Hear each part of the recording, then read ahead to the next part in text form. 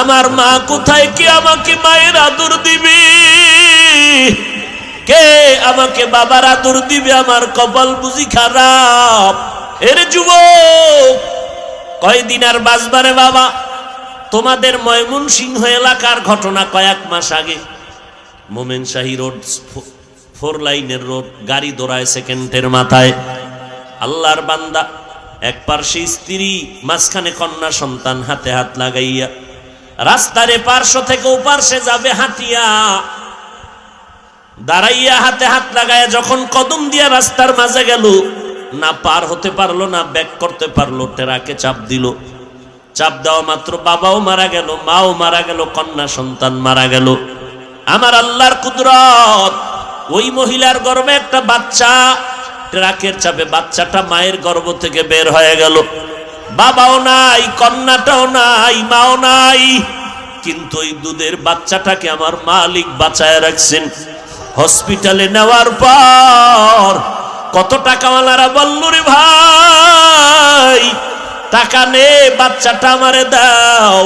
কারণ এই বাচ্চাটা মালিকের কুদরতওয়ালা বাচ্চা।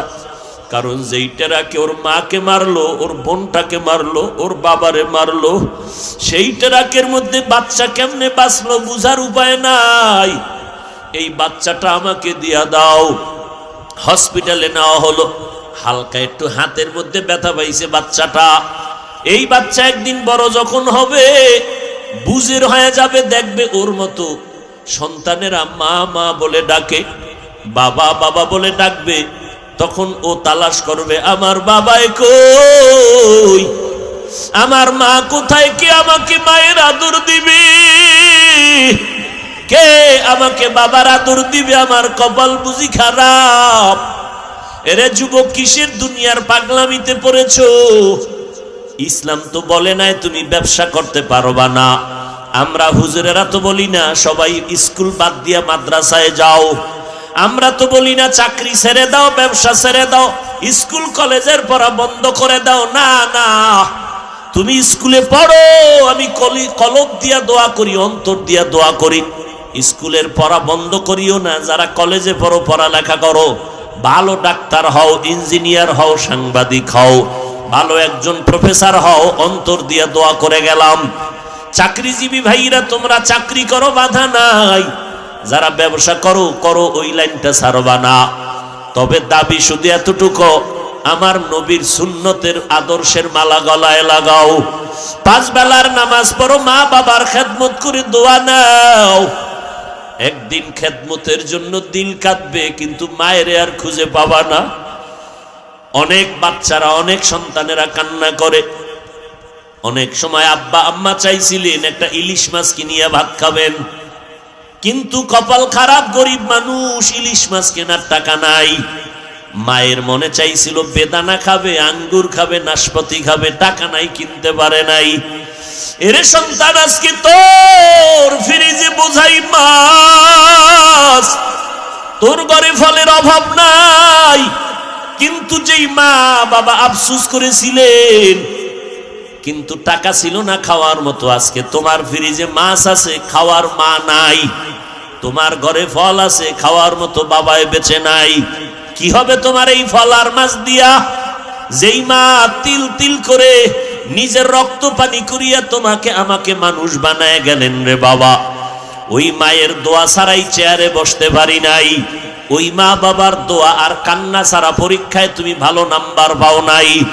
ওই মা বাবার চোখের পানি আর দোয়ার কারণে তুমি আজকে টাকার মালিক, বাড়ি গাড়ির মালিক, কিন্তু আজকে মা বাবার খেদমত করতে পারলা না রে বাবা। এখনো সময় আছে, নবীর তরিকা মতো চলো। লেখাপড়ার পাশাপাশি মায়ের দোয়া নাও। আজান হবে, নামাজ পড়ো, মুরব্বীদের দোয়া নিয়ে চলবা, ওলামায়ে কেরামের সাথে সম্পর্ক রাখবা, ওলামায়ে কেরামের কথা মেনে চলবা, মোবাইলের গুনাহ থেকে নিজেকে বাঁচাবা, জবান দ্বারা গালাগালি আর মিথ্যা কথা, গীবত, শিকায়াত থেকে জবানকে বাঁচাও। স্কুল কলেজে পড়িও দেখবা তোমার মতো দামি কেউ আর হতে পারবে না। তুমি ডাক্তার হবা, তবে তোমার সুনাম থাকবে অনেক।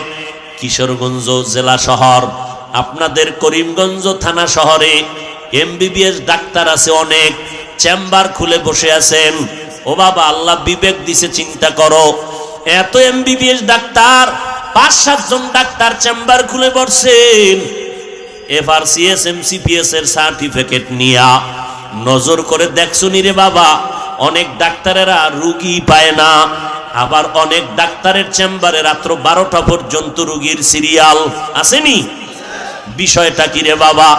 সবাই তো এমবিবিএস ডাক্তার, কিন্তু কেউ রুগী পায় না, আর কারো থেকে রুগী যায় না। কারণটা কি জানো? ওর সুন্দর আদর্শ আর ব্যবহার আর মা বাবার দোয়া। ডাক্তার তো অভাব নাই, আদর্শওয়ালা ডাক্তারের বড় অভাব। এই জন্য নবী বলেন, দুটো জিনিস রেখে গেলাম, ধরে রাখো। 1 নম্বরে কোরআন, 2 নম্বরে নবীর সুন্নতের মালা গলায় লাগাও।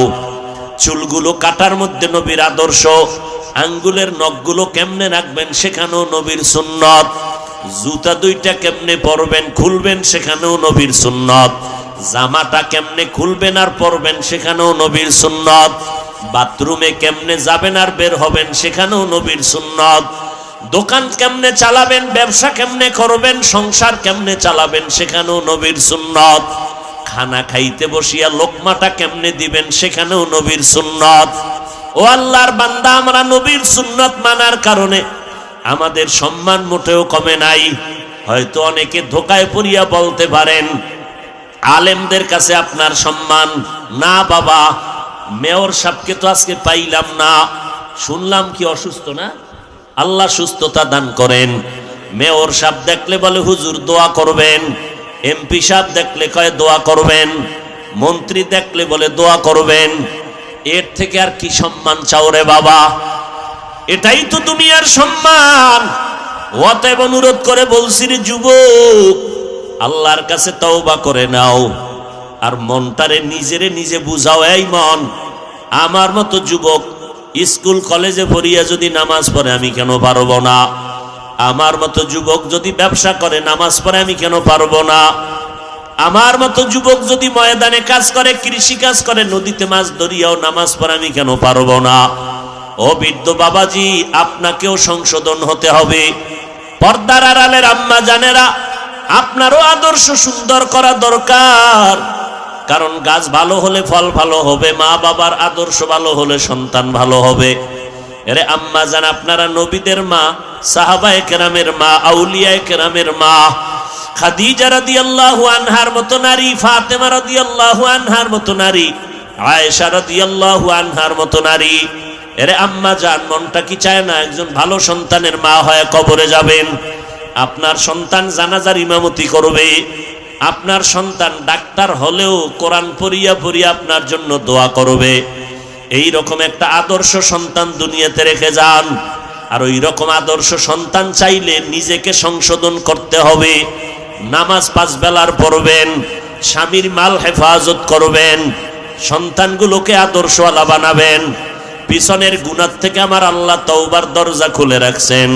পিছনে যত অন্যায় করেছো তওবা করে নাও, আমি আল্লাহ তোমার জীবনের গুনাহ মাফ করে দিব।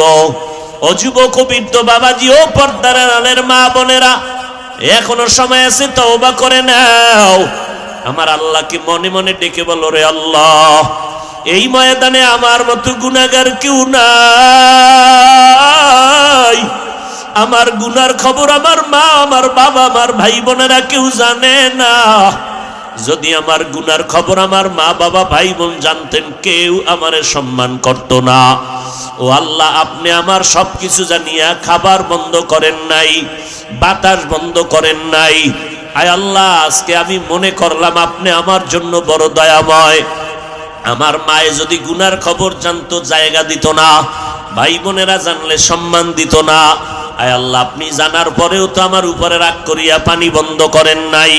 অতএব আমি আপনার কাছেই মাথা নত করতেছি, আর গুনাহ করব না, নামাজ ছাড়ব না, বেপরদায় চলব না, মা বাবার সাথে অপরাধ করব না, বেয়াদবি করব না, উলামায়ে কেরামের পরামর্শ নিয়ে জীবন চালাবো, নবীর তরিকায় চলবো, সুন্নাত অনুযায়ী চলবো, গীবত করব না, জবান দ্বারা গুনাহ করব না, হাতের দ্বারা গুনাহ করব না, চোখের দ্বারা গুনাহ করব না, মোবাইলের মাধ্যমে গুনার চর্চা করব না। তওবা করার যদি মনের মতো তওবা এখনো করতে পারেন, আমার আল্লাহ 1 সেকেন্ডের মধ্যে আপনার গুনার খাতার থেকে নাম কাটিয়া আল্লাহ জান্নাতীদের খাতায় নামটা উঠাইয়া দিবেন। আল্লাহ আমাদের সবাইকে তওবাওয়ালা জিন্দেগি দান করেন, আমাদের তওবার উপরে মজবুত হইয়া মরণ পর্যন্ত চলার তৌফিক দান করেন। নবীজির আদর্শ মানিয়া ওলামায়ে কেরামের পরামর্শ নিয়া মা বাবার দোয়া নিয়া চলার তৌফিক দান করেন, আমিন। জান্নাত পাওয়া বড় কঠিন। এমন একজন বুজুর্গ আল্লাহওয়ালা নাই যে মরণ পর্যন্ত কাঁদেন নাই। আর একদল চোর বাইর হইছে বাংলাদেশে ইসলামের ব্যানার লইয়া, এরা কান্নার বিরুদ্ধে বয়ান দেয়, কান্নার বিরুদ্ধে, ফেতনাবাজ। ঈমান নিয়ে মরবেন, পরে বাইচা থাকতে পারবেন কিনা চিন্তা করেন। নবী যে বলছে ৭২ দল মুসলমান মুমিন জাহান্নামে যাবে, ৭২ দল। এরা কেউ হিন্দু না, বৌদ্ধ না, খ্রিস্টান না, ইহুদি না, এই ৭২ দল জাহান্নামী সব মুসলমান। আর একটা দল মাত্র জান্নাতে যাবে মুমিন মুসলমানের মধ্যে, মাত্র এক দল। তারা কারা? নবী বলেন তাদের পরিচয় দুইটা। এক, আমি মুহাম্মদকে মানবে। দুই, আমার ছাত্র সাহাবায়ে কেরামকে মানবে। অতএব যারা এখন বলে আমরা মুহাম্মদ মানি, সাহাবা মানি না, তারা ভণ্ড। যারা বলে ওমরে ফারুক বেদাতি, এই রকম ওমরে ফারুককে বেদাতি ভণ্ড বলার আলেম, সাধারণ মানুষ না, আলেম এই বাংলাদেশে তৈরি হয়েছে। বক্তা বলে, বক্তা কোরআন শরীফ জাল। নাউজুবিল্লাহ পরে বলো, তোমার হুজুরে যদি হয় তখন কি করবা? একটু ভাইবা চিন্তা বলো। তবে রেজাল্ট নাও, রেজাল্ট। তোমার হুজুরে কোরআনে জাল আছে বলার কারণে যেমন বেঈমান, তুমি চুপ থাকিয়া প্রতিবাদ না করার কারণে তুমিও বেঈমান। তোমার মোহাব্বতের বক্তা বলেছে নবীরা ভুল করেছেন, আল্লাহ ভুল করাইছেন। হ্যাঁ, একটু ভেবে চিন্তেই বলতে হবে। তোমার হুজুরে হইলে চিন্তা করে বলবা, কারণ তুমি না অন্ধভক্ত হুজুরের। কেমন অন্ধ? তোমার হুজুর জাহান্নামে গেলে তুমিও যাবা, অতএব নাউজুবিল্লাহ বলার দরকার নাই। আর যদি বলো না আমি অন্ধ না, আমি আল্লাহর ক্ষেত্রে অন্ধ, আমি রসুলের ক্ষেত্রে অন্ধ, কিন্তু কোনো বক্তার ক্ষেত্রে আমি অন্ধ না, তাহলে স্পষ্ট এদেরকে চিহ্নিত করে নাও। এরা কারা? এরা ইসলামের ব্যানারওয়ালা ভণ্ড। তোমার মুহাব্বতের বক্তা সাহেব বলেছেন কালেমা লা ইলাহা ইল্লাল্লাহ মুহাম্মাদুর রাসূলুল্লাহ কুফরি। জোরে বলো, কালেমা কুফরি। যুবকেরা বল, কালেমা কুফরি। তাহলে যে বলেছে এদেরকে চিহ্নিত কর। এরা মাওলানা ঠিক, ইসলামের ব্যানারও ঠিক, তবে এরা ৭২ দলের উম্মত জাহান্নামী। আল্লাহ হেদায়াত দান করুন। ওদের হেদায়াত চাই না, আমাদের হেদায়াত দরকার। আমরা যেন ভণ্ডদের চক্রান্তের শিকার না হই। জান্নাত পাওয়া এত সোজা? পাউদরিয়া মানুষের কই কোরআন শরীফ পড়েন, কোরআন ধরেন, আর ইমানের চোর বাইর হইছে ইসলামের ব্যানার লইয়া কয় কোরআনের অর্থ না জানলে পড়িয়া লাভ নাই। আল্লাহ হেদায়াত দান করুন।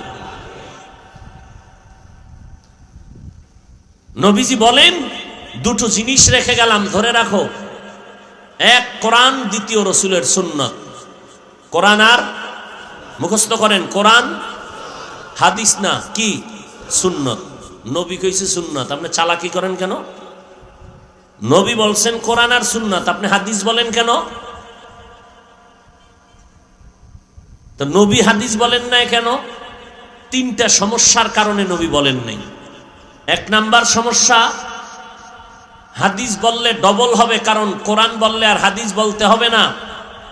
হাদিস শরীফ তো কোরআন শরীফ বুঝার ব্যাখ্যা, কোরআন বুঝতে হলে হাদিস লাগবে। নাম্বার দুই, দুনিয়ার সমস্ত মানুষ যদি এক হয়, কারো দ্বারা সম্ভব না রসুলের লক্ষ লক্ষ লক্ষ লক্ষ হাদিস এক জায়গায় জমা করবে এবং সেই হাদিসগুলো নিজে পড়বে আর আমল করবে, কিয়ামত পর্যন্ত সম্ভব না। নাম্বার 3, হাদিস বললে কিতাব দিয়েই সমাধান হয়ে যাইত, সুন্নাত বলে রসুল বুঝাইলেন কিতাব মানলে হবে না, কিতাবের ওস্তাদ ওলামায়ে কেরামকে মানতে হবে। অতএব যারা বলে আমগো মাযহাব লাগে না, রসুল বলবে তোর মতো উম্মত আমার লাগে না, যা। আমরা মুরব্বি মানিয়াও ঠিক থাকতে পারি না লাইনে, আর যার মুরব্বি নেই এর উপায় কি? আল্লাহ হেদায়েত দান করেন। কোরআন আর সুন্নত, রসুলের সুন্নত ধরে রাখো। আজ আমরা এই ১৫০০ বছর পরে রসুলের আদর্শকে ধরে রাখার কারণে সম্মান কমছে না বাড়ছে? দেখেন ১৫০০ বছর রসুল নাই, আজকে রাত্র সারা রাত সারা দিন এই ঠান্ডার ভেতরে এত মানুষ এই ময়দানে বসে আছে, বসার বিছানাটাও ভালো না, খানা নাই, আসা যাওয়ার কোনো ভাড়াও নাই, এত কষ্ট করে এখানে বসছেন। হুজুরের আইসা বয়ান করবে, কিন্তু বয়ান কি করবে? জান্নাত জাহান্নামের বয়ান, হাতে ধরে দেখাইতে পারবে না যে এই জান্নাত এই জাহান্নাম, শুধু জবানে বলবে আর আপনারা শুধু কানের মধ্যে শুনবেন। না একটা টাকা পাবেন, না কোনো নাস্তা পাবেন, আসছেন খালি যাবেন খালি। এরপরেও শুধু মুরব্বীরা না, আজকে খেলার মজা বাদ দিয়া যেই কলিজার যুবকের আসছে, মনটা চায় নিচে নাইমা যুবকের পায়ে চুমু খাই, কারণ আজ খেলা বাদ দিয়া কোরআনের মাহফিলে আসছো।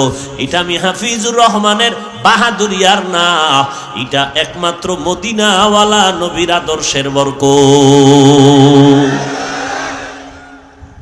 তাহলে নবীর আদর্শের কারণে সম্মান আছে না নাই? এটা কি গোপন না ওপেন? চোখের সামনে না বাইরে? সামনে দেখতেছেন নবীর আদর্শের কারণে এত সম্মান। কোন এমপি সাহেব এতগুলো মানুষ যদি এক ময়দানে জমা করে রাখতেন, আসা যাওয়ার ভাড়া দিতে হতো বাধ্য, বসার জন্য ভিআইপি নন ভিআইপি ব্যবস্থা, ফাঁকে ফাঁকে নাস্তা নাইলে চেয়ারের বাড়ি, এরপরে নিরাপত্তার জন্য কত আইন শৃঙ্খলা বাহিনী, র্যাব পুলিশ লাগতো, তাতেও হইতো না, কুত্তাও লাগতো, কারণ মানুষের উপরে বিশ্বাস নাই। বডিগার্ড বডির মধ্যে না জানি গুলি মারে, কিন্তু কুত্তা কখনো বেঈমানি করবে না।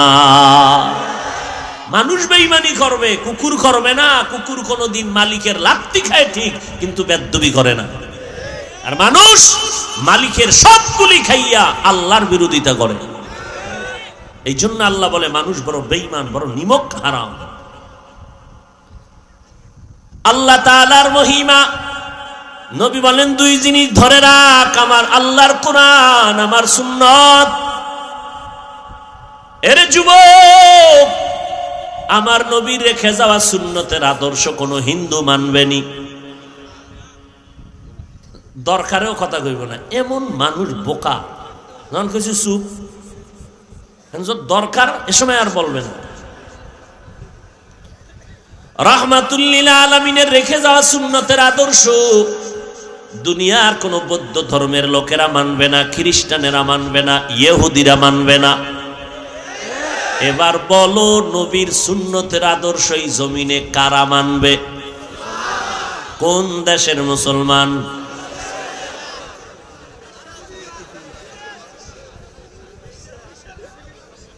সারা দুনিয়ার মুসলমান, তবে কিশোরগঞ্জ করিমগঞ্জের মুসলমান বাদ। আপনাদেরও লাগবে? তাহলে চুলগুলো কাইটা ইন্দুর আর বান্দর আর ভাল্লুকের মতো কেন হইলা? তোমার লজ্জা গেল কই? মদিনার নবী বলে গেছেন, লা ঈমানা লিমান লা হায়া আলা, যার লজ্জা নাই তার ঈমান নাই। আবার তুমি লজ্জা অন্যায় করার পরে তোমার মাথা নত করে কান্না দরকার ছিল, লজ্জা না থাকার কারণে তোমার জবানে হাসি আসে। তোমার কাছে খুব মজা লাগে যে নবীর সুন্নতটারে লাথি মারছো, বেঈমানের 5 আটা গোলাম হইয়া চুলকাইটা বেঈমানের মতো ইন্দুর আর বান্দর হয়েছে, খুব খুশি লাগতেছে না? নবীরটারে জবাই করে দিছে, খুব মজা পাও না? নবীর সুন্নতের জবাই কইরা মজা পাও, অথচ দাবি করো মুসলমান। তোমার বাবাই মুসলমান, তোমার মা মুসলমান। আজকে লজ্জা থাকলে চোখ দিয়া এদিকে তাকাইয়া হাসতা না, বরং কান্নার চেষ্টা করতা। নিজেরে নিজে বুঝাইতারে কপাল এত কেন খারাপ।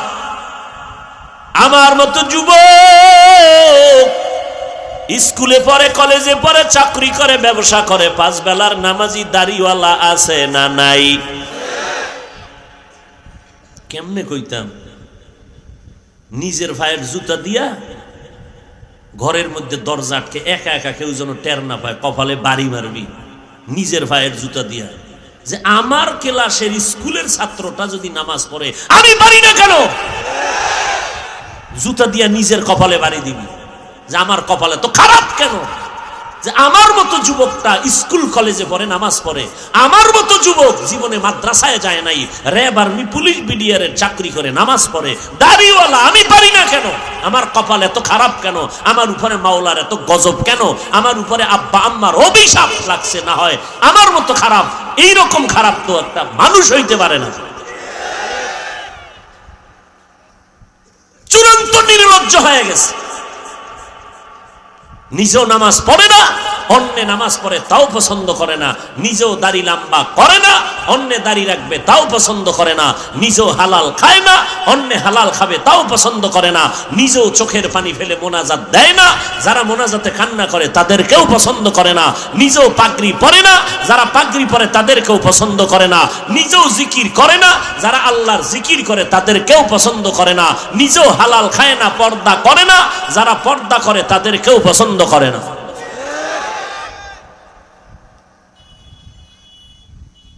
বাহাদুরি কয়দিন? নমরুদের মতো বাহাদুর কেউ হতে পারবে? তো ওই ফালতু বাহাদুরি করিয়া লাভ কি? নমরুদের মতো হইতে পারলে না একটা আশা মৃত্যু, শখ মৃত্যু, হ্যাঁ আমি কঠিন বাহাদুর।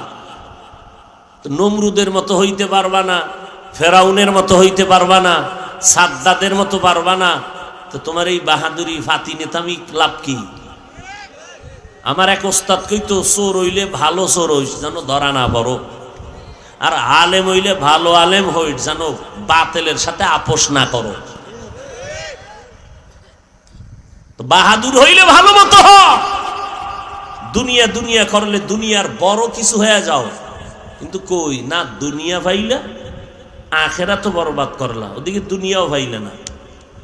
দেখো না তোমার মতো যুবক ছেলেটা বিদেশ থেকে লক্ষ লক্ষ টাকার বস্তা, জীবনের সব কামাই গাট্টি বাইদা আনছে, বাড়ি করছে, বাড়িতে ঢুকবে, চিত্রাং নামের তুফানে কয় ঢুকা নিষেধ। গাছ পড়লো রাত্রে, একই খাটে স্ত্রী, কন্যা, সন্তান, স্বামী, গাছ পড়ে 3 জন নাই। 2 দিন পরে বিল্ডিং এ ঢুকবে, মানুষ কান্দে, মাওলার কুদরত, জীবনের সব কামাই বিল্ডিং এ, কিন্তু ঢুকতে দিল না আমার আল্লাহ। ওই তুফানে, চিত্রাং নামের তুফানের রাত, না কন্যা বাঁচলো, না বউ বাঁচলো, না যুবক ছেলেটা বাঁচলো, 3 জন শেষ। তুমি আজকে এখানে বয়ান শুনতেছো, কালকে ঠিক এমন টাইমে হতে পারো তুমি হসপিটালের রোগী। কিসের বাহাদুরি করো? কিসের বাহাদুরি করো? এই বেটা, আনন্দ আনন্দ করতে করতে চিল্লাইয়া মরছে কয়টা টের পাও নাই?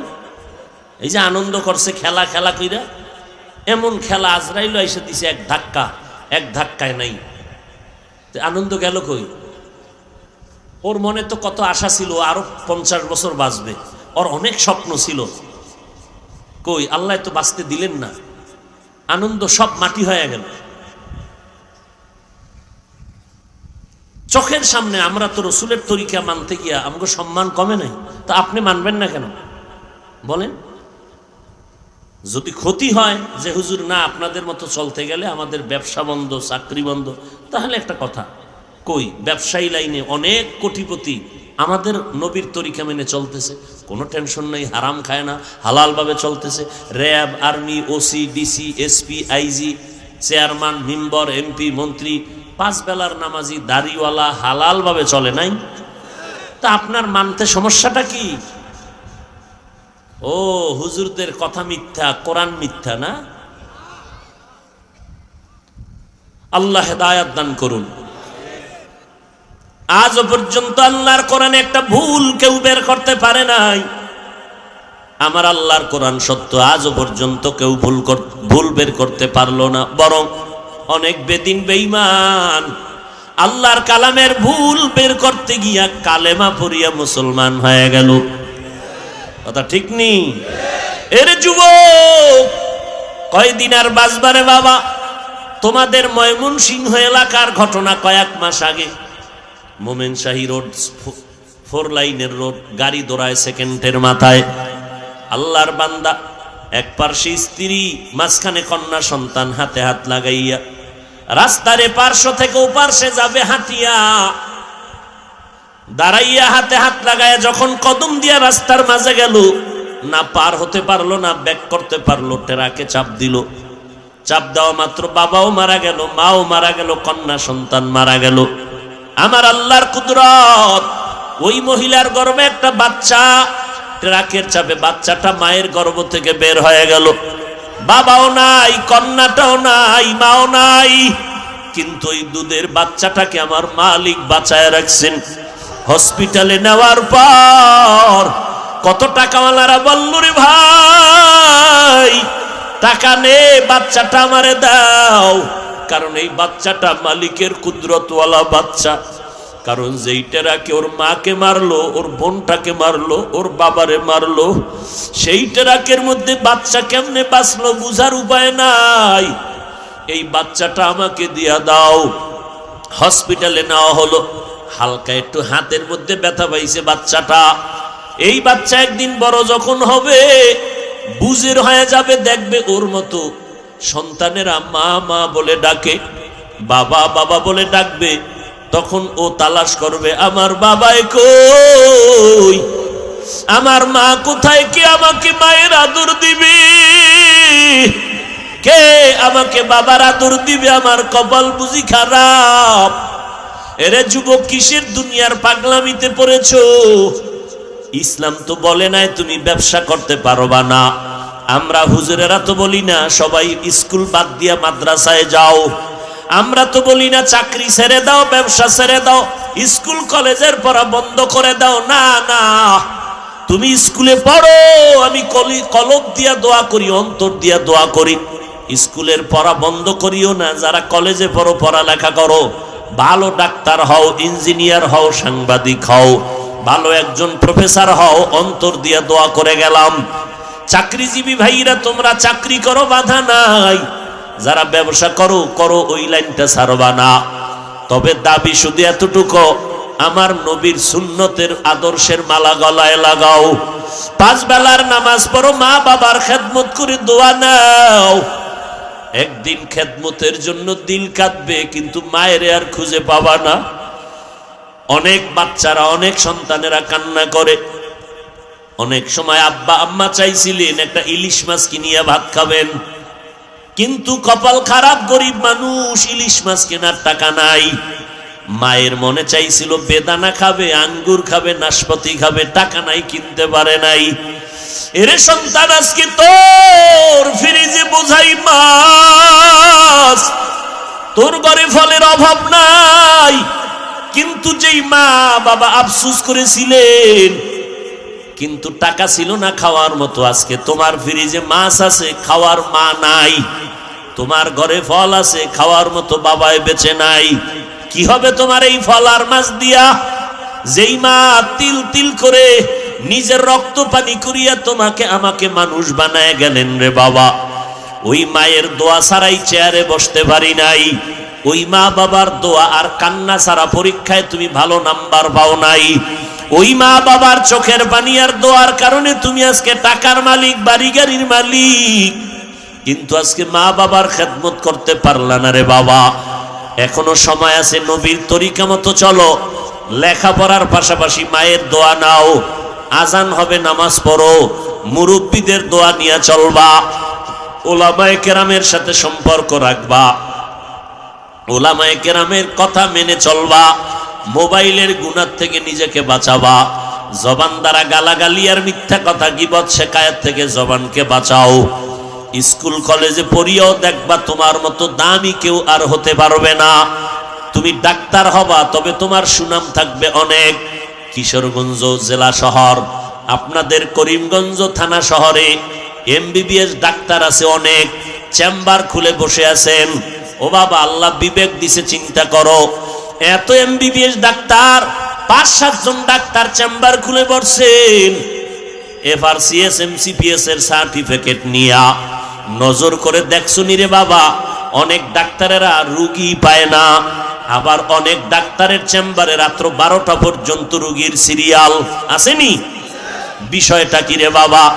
সবাই তো এমবিবিএস ডাক্তার, কিন্তু কেউ রুগী পায় না, আর কারো থেকে রুগী যায় না। কারণটা কি জানো? ওর সুন্দর আদর্শ আর ব্যবহার আর মা বাবার দোয়া। ডাক্তার তো অভাব নাই, আদর্শওয়ালা ডাক্তারের বড় অভাব। এই জন্য নবী বলেন, দুটো জিনিস রেখে গেলাম, ধরে রাখো। 1 নম্বরে কোরআন, 2 নম্বরে নবীর সুন্নতের মালা গলায় লাগাও। চুলগুলো কাটার মধ্যে নবীর আদর্শ, আঙ্গুলের নখগুলো কেমনে রাখবেন সেখানেও নবীর সুন্নত, জুতা 2টা কেমনে পরবেন খুলবেন সেখানেও নবীর সুন্নত, জামাটা কেমনে খুলবেন আর পরবেন সেখানেও নবীর সুন্নত, বাথরুমে কেমনে যাবেন আর বের হবেন সেখানেও নবীর সুন্নত, দোকান কেমনে চালাবেন, ব্যবসা কেমনে করবেন, সংসার কেমনে চালাবেন সেখানেও নবীর সুন্নত, খানা খাইতে বসিয়া লোকমাটা কেমনে দিবেন সেখানেও নবীর সুন্নত। ও আল্লাহর বান্দা, আমরা নবীর সুন্নত মানার কারণে আমাদের সম্মান মোটেও কমে নাই। হয়তো অনেকে ধোকায় পড়িয়া বলতে পারেন, আলেমদের কাছে আপনার সম্মান না। বাবা, মেয়র সাহেবকে তো আজকে পাইলাম না, শুনলাম কি অসুস্থ না? আল্লাহ সুস্থতা দান করেন। মেয়র সাহেব দেখলে বলে হুজুর দোয়া করবেন, এমপি সাহেব দেখলে কয় দোয়া করবেন, মন্ত্রী দেখলে বলে দোয়া করবেন। এর থেকে আর কি সম্মান চাও রে বাবা? এটাই তো দুনিয়ার সম্মান। অতএব অনুরোধ করে বলছি রে যুবক, আল্লাহর কাছে তওবা করে নাও, আর মনটারে নিজেরে নিজে বুঝাও। এই মন, আমার মতো যুবক স্কুল কলেজে পড়িয়া যদি নামাজ পড়ে আমি কেন পারবো না? আমার মতো যুবক যদি ব্যবসা করে নামাজ পড়ে আমি কেন পারবো না? আমার মতো যুবক যদি ময়দানে কাজ করে, কৃষি কাজ করে, নদীতে মাছ ধরিয়াও নামাজ পড়ে আমি কেন পারবো না? ও বৃদ্ধ বাবাজি, আপনাকেও সংশোধন হতে হবে। পর্দার আড়ালের আম্মা জানেরা, আপনারও আদর্শ সুন্দর করা দরকার। কারণ গাছ ভালো হলে ফল ভালো হবে, মা বাবার আদর্শ ভালো হলে সন্তান ভালো হবে। এরে আম্মা জান, আপনারা নবীদের মা, সাহাবায়ে কেরামের মা, আউলিয়ায়ে কেরামের মা, খাদিজা রাদিয়াল্লাহু আনহার মতো নারী, ফাতেমা রাদিয়াল্লাহু আনহার মতো নারী, আয়েশা রাদিয়াল্লাহু আনহার মতো নারী। এরে আম্মা জান, মনটা কি চায় না একজন ভালো সন্তানের মা হয়ে কবরে যাবেন? আপনার সন্তান জানাজার ইমামতি করবে, আপনার সন্তান ডাক্তার হলেও কোরআন পড়িয়া পড়িয়া আপনার জন্য দোয়া করবে। এই রকম একটা আদর্শ সন্তান দুনিয়াতে রেখে যান। আর ওই রকম আদর্শ সন্তান চাইলে নিজেকে সংশোধন করতে হবে। নামাজ 5 বেলার পড়বেন, স্বামীর মাল হেফাজত করবেন, সন্তানগুলোকে আদর্শওয়ালা বানাবেন। পিছনের গুনাহ থেকে আমার আল্লাহ তওবার দরজা খুলে রাখছেন। পিছনে যত অন্যায় করেছো তওবা করে নাও, আমি আল্লাহ তোমার জীবনের গুনাহ মাফ করে দিব।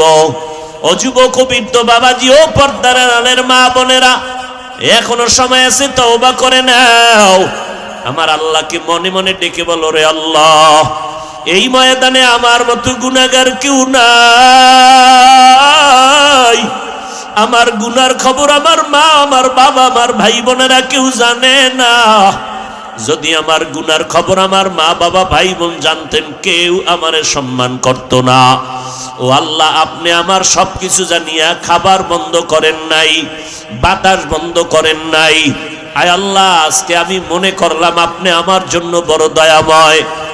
আমার মায়ে যদি গুনার খবর জানতো জায়গা দিত না, ভাই বোনেরা জানলে সম্মান দিত না। আয় আল্লাহ, আপনি জানার পরেও তো আমার উপরে রাগ করিয়া পানি বন্ধ করেন নাই। অতএব আমি আপনার কাছেই মাথা নত করতেছি। আর গুনাহ করব না, নামাজ ছাড়ব না, বেপরদায় চলব না, মা বাবার সাথে অপরাধ করব না, বেয়াদবি করব না, উলামায়ে কেরামের পরামর্শ নিয়ে জীবন চালাবো, নবীর তরিকায় চলবো, সুন্নাত অনুযায়ী চলবো, গীবত করব না, জবান দ্বারা গুনাহ করব না, হাতের দ্বারা গুনাহ করব না, চোখের দ্বারা গুনাহ করব না, মোবাইলের মাধ্যমে গুনার চর্চা করব না। তওবা করার যদি মনের মতো তওবা এখনো করতে পারেন, আমার আল্লাহ 1 সেকেন্ডের মধ্যে আপনার গুনার খাতার থেকে নাম কাটিয়া আল্লাহ জান্নাতীদের খাতায় নামটা উঠাইয়া দিবেন। আল্লাহ আমাদের সবাইকে তওবাওয়ালা জিন্দেগি দান করেন, আমাদের তওবার উপরে মজবুত হইয়া মরণ পর্যন্ত চলার তৌফিক দান করেন, নবীজির আদর্শ মানিয়া উলামায়ে কেরামের পরামর্শ নিয়া মা বাবার দোয়া নিয়া চলার তৌফিক দান করেন, আমিন। আল্লাহ আমাদের সবাইকে কবুল করেন। কি বাড়ি যাবেন? কথা কয় না। মোনাজাত দিয়ে যেতে পারবেন তো ইনশাআল্লাহ? একটা লোক উঠবেন না, রাজি? আমি যা বলছি মানলে দোয়া পাবেন। কেউ আবেগে আসবেন, মুসাফা করবেন হাত মিলাইতে, তখন আমার অন্তরে কষ্ট আসবে, আর কষ্ট আসা বড় দোয়া। কষ্ট আসা, আমি বলছি বসতে, আপনি ওইটা মুসাফা করতে আসবেন, এটা তো আমি বলি নাই। এজন্য খুব সতর্ক, সাবধান। বয়ান চলবে, আমাদের হযরত বয়ান করবেন, শেষ দোয়া করে এরপরে যাবেন। আল্লাহ সবাইকে তৌফিক দান করেন, আমিন। ওয়া আখিরু দাওয়ানা আনিল হামদুলিল্লাহি রাব্বিল আলামিন। আসসালামু আলাইকুম ওয়া রাহমাতুল্লাহি ওয়া বারাকাতুহু।